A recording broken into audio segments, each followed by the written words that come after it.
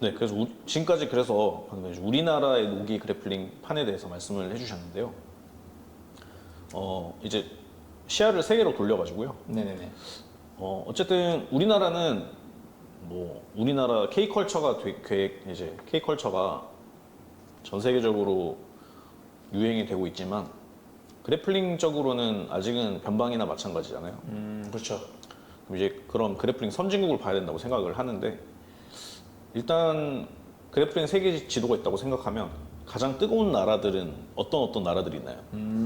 우선 당연히 미국이 지금은 뭐 최고죠. 네. 미국에서 계속 유명한 선수들, 잘하는 선수들이 나와서 우승하고 이제 세계권에서도 계속 이제 좋은 성적을 내고 있고요. 그리고 대부분의 좀 잘하고 싶은 선수들은 다 미국 가서 훈련을 하거든요. 네. 지금 당연하게도 미국이 가장 1순위지 않을까 싶습니다. 그런데 그래서 저는 개인적으로 미국이라는 이 시장은 그냥 논외로 둬요. 미국이라는 이 시장은 아예 그냥 분리를 해서 보고 있고요. 네.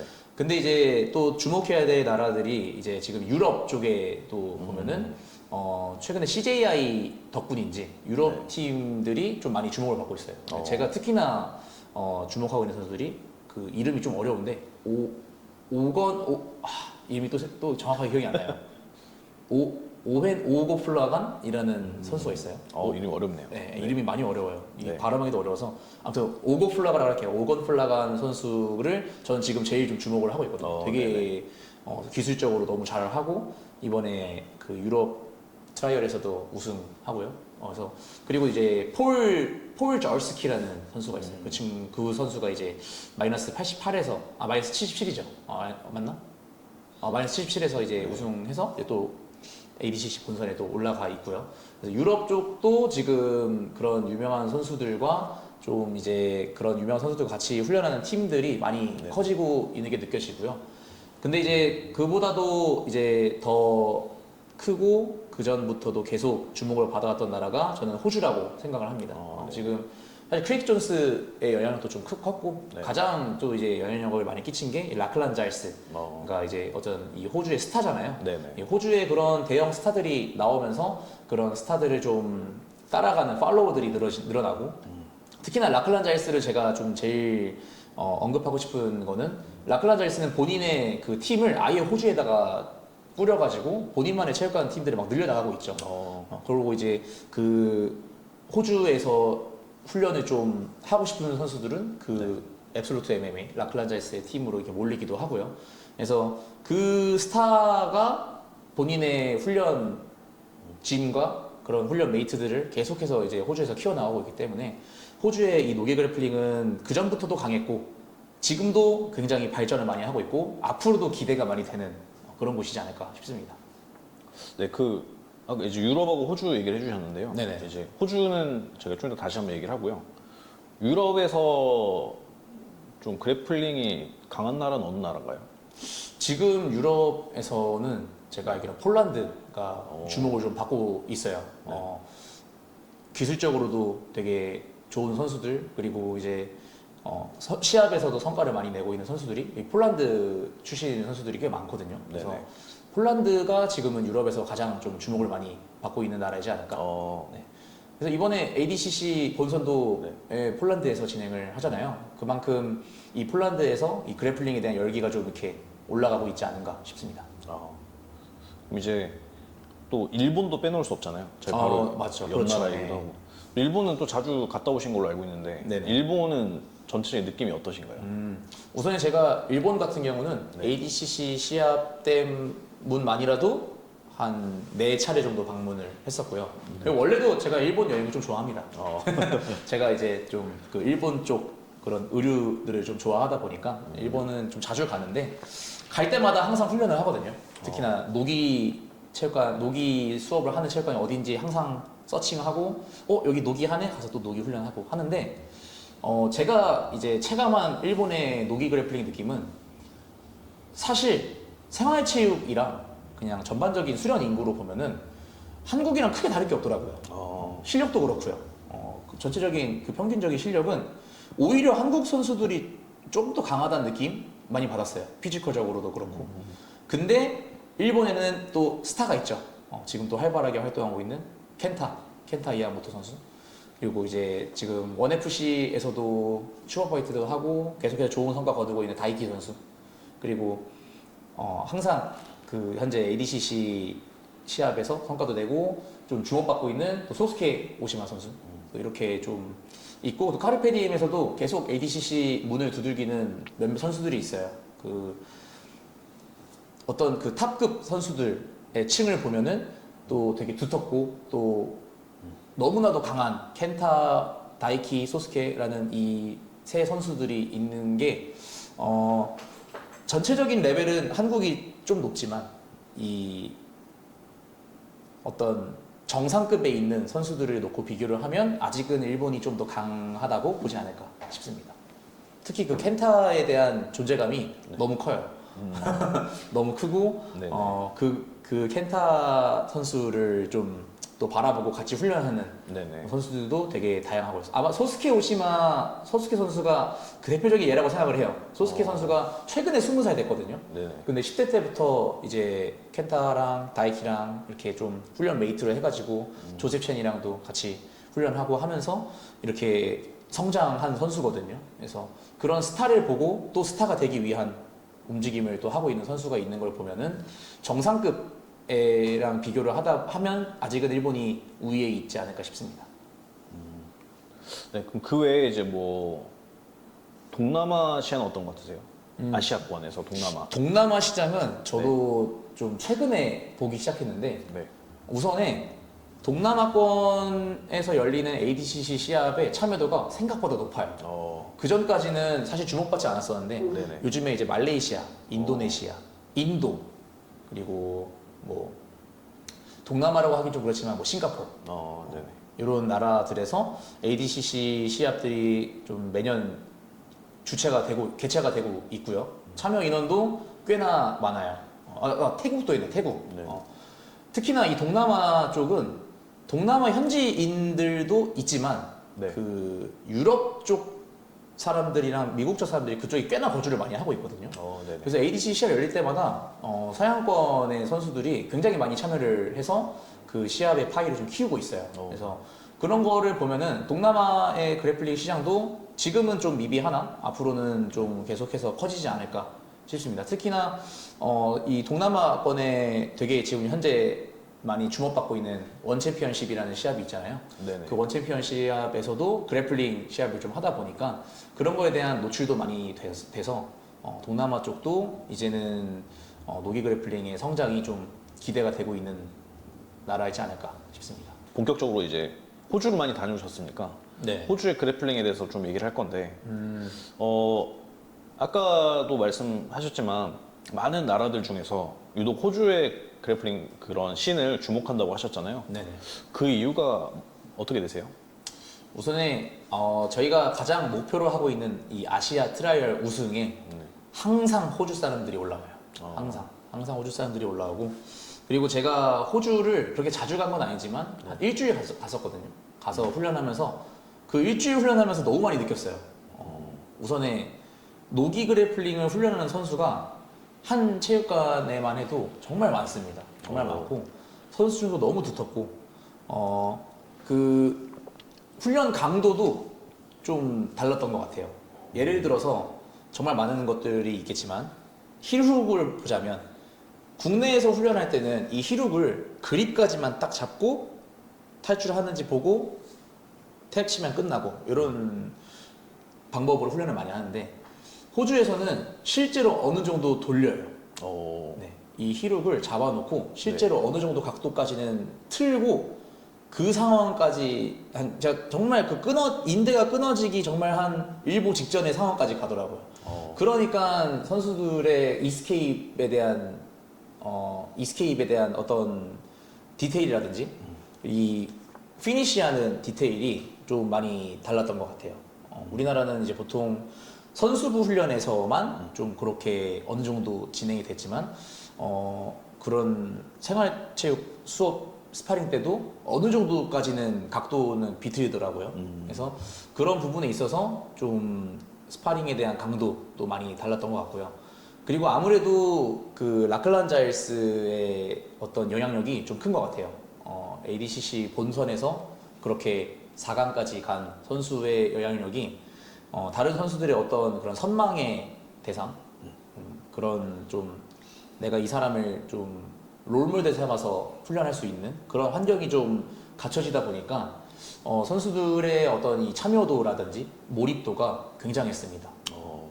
그리고 제가 실제로 가서 훈련하는 건 아니지만 이제 전에 듣기로는 이제 호주가 보면은 이쪽 지역에 시드니 있고 멜버른 있고 그리고 반대편에 이제 또 지역이 또 있는데 그 반대편 지역에서도 노기가 굉장히 활성화가 되어서 훈련을 한다고 해요. 그래서 그런 전체적인 노기의 어떤 수련 인구라든지 그리고 이 수련 인구들이 좀 따라갈 수 있는 롤모델이 진짜 호주에 거주를 해서 같이 훈련을 하고 있는 이 환경, 이게 가장 큰 것 같고요. 그리고 이 노기 그래플링 선수들이 좀 이렇게 빛을 발할 수 있는 시합들이 굉장히 많이 열려요. 호주 지역 시합에서도 그냥 저희가 이름 모르는 어떤 시합도 노기 그래플링 시합이 되게 많고요. 그리고 그 배틀그라운드라는 또 시합이 있어요. 게임 말고 그 시합 이름인데 거기서도 항상 슈퍼파이트라든지 이런 노기 그래플링 선수들을 모아가지고 시합을 개최를 하고 있고 무엇보다도 ADCC 시합이 진짜 한 달에 한 번씩 계속 있대요. 가끔은 한 달에 2번 열리기도 한대요. ADCC 시합이 정말 많이 열리면서 이 선수들이 ADCC에 대한 경험치도 되게 높고 ADCC에 대한 이런 접근성도 되게 좋다 보니까 그런 노기 그래플링의 레벨이 당연히 좋을 수밖에 없어요. 네. 그래서 그런 환경적인 요인들, 또 시합적인 요인들, 또 그런 수련 인구의 또 파이의 크기 여러 가지 조건으로 좀 많이 발전을 하고 있지 않나 싶습니다. 네. 그 사실은 아무리 그러니까 호주가 굉장히 많이 발전하긴 했지만 네. 미국이나 브라질 정도 수준까지는 사실은 아직은 왔다고 평가받진 않고 그렇죠. 그건 또 이제 어쨌든 호주도 신생국이나 마찬가지잖아요. 그렇죠. 근데 혹시 호주 그래플링 씬의 초기의 모습을 혹시 알고 계시나요?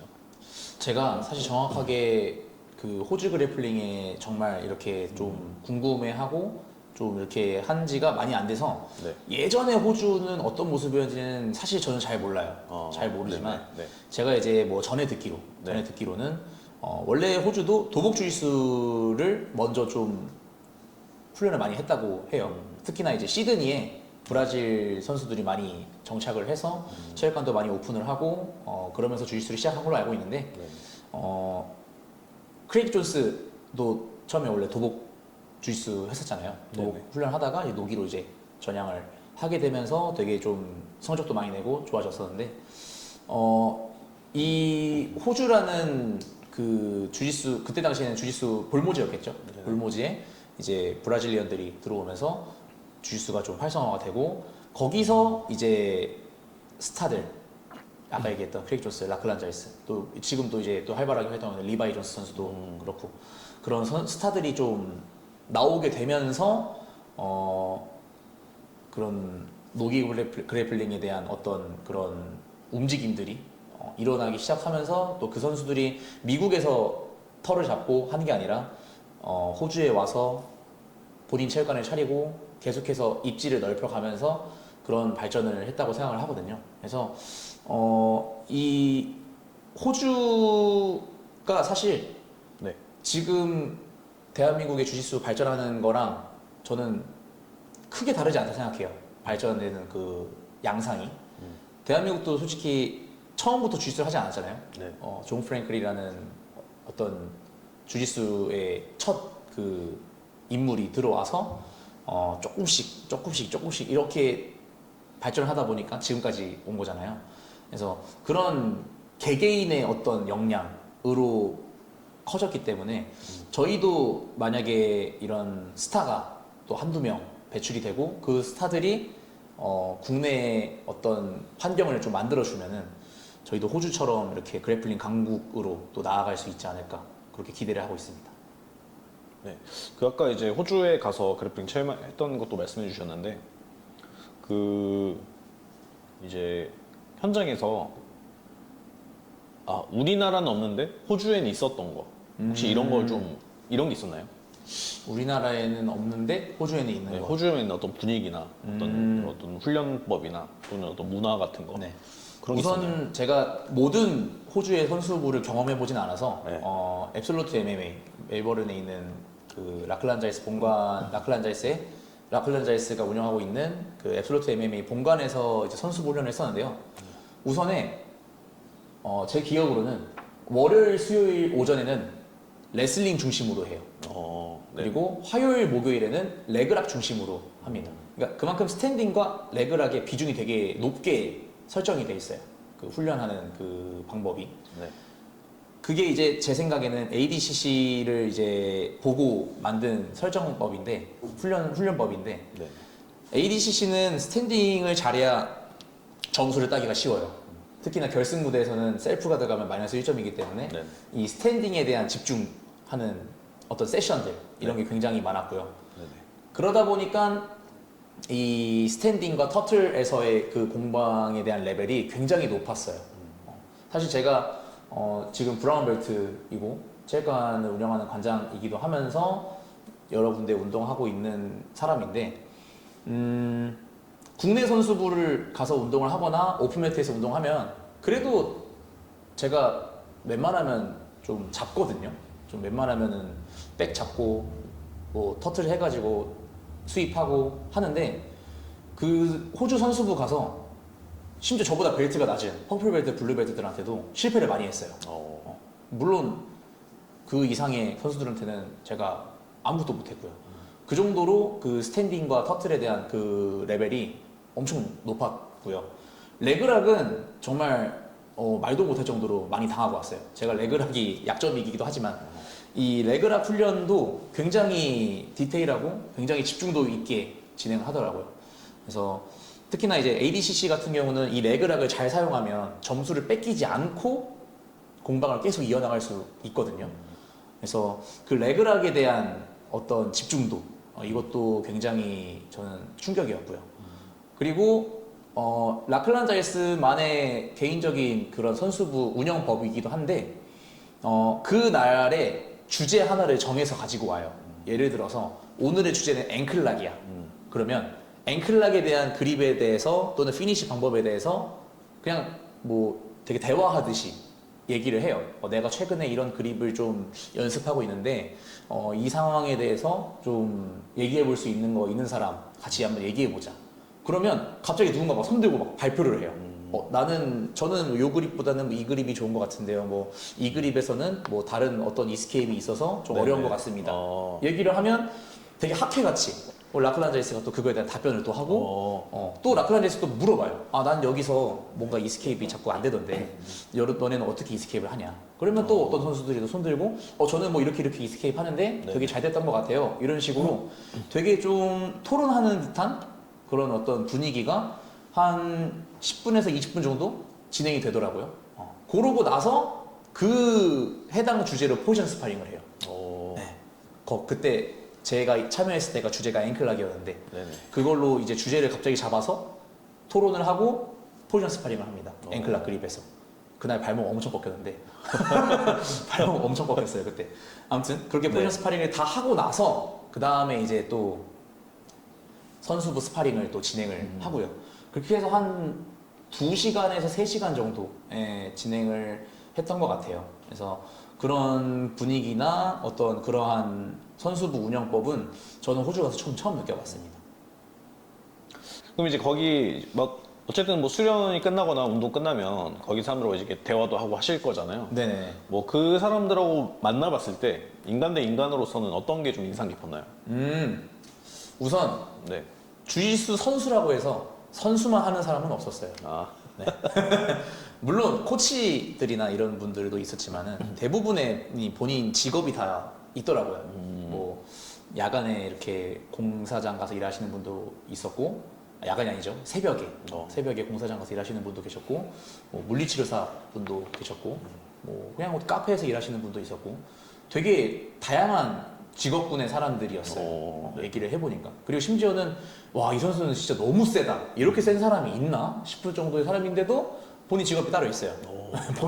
각자의 본인의 그런 직업이 다 있는 분들이셨고 네네. 그리고 저는 그 호주 가기 전에 그런 얘기 좀 들었었거든요. 호주에서 인종차별 조심해라 이런 것도 있었는데 다들 너무 따뜻하게 대해줬어요. 제가 한국에서 왔다고 하니까 막 계속 말도 붙여주고 뭐 훈련하면서 이제 도와줄 수 있는 거 없냐라고 물어도 봐주고 네. 제가 이제 스파링을 제안하지 않아도 먼저 와서 같이 하자고 하고 그렇게 인간적으로 되게 대우를 많이 좀 받았어요. 그리고 선수들이랑도 되게 웃으면서 장난도 많이 치고 되게 유쾌하고 분위기도. 그래서 사람 대 사람으로서는 정말 너무나도 다들 나이스하고 그리고 그런 분위기가 네. 너무 좋아요. 서로 막 장난치고 되게 이렇게 좀 훈련할 때는 집중해서 진중하게 하지만 훈련이 끝난 다음에는 막 서로 장난도 치고 되게 좀 이렇게 농담도 하고 또 본인들만의 또 밖에서 있었던 어떤 대화들도 많이 하고 하는 모습들이 되게 좀 인간적이고 되게 따뜻하다라는 걸 많이 느꼈습니다. 아, 네. 이제 다시 한국에 대한 얘기로 넘어오면 네. 한국도 호주 같은 그래플링 강국이 될 수 있을까요?